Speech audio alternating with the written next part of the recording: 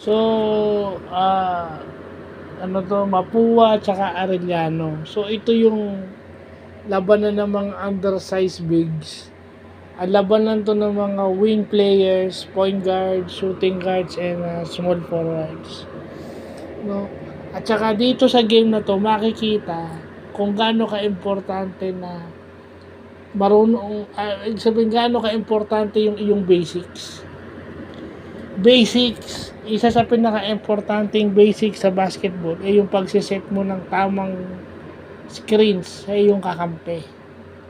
Kasi kapag ka hindi ka nag-set ng tamang screen, offensive foul ka na o illegal screen.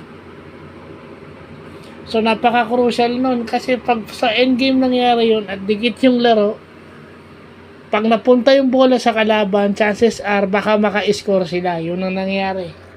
Whether they score by a layup, by a 3-point shot, or by a free throw, still may puntos pa rin sila doon. So napaka-importante ng basics niyan.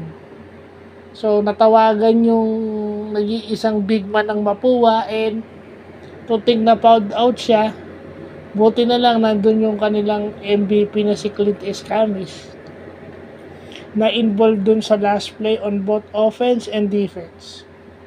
Siya yung nakatapik ng bola at siya yung nakascore ng layup. Involved siya doon. Then nag-leak out siya, then naka-layup siya after niyang ma-strip yung bola doon sa kalaban. So basically, yun lang yung nangyari doon, no?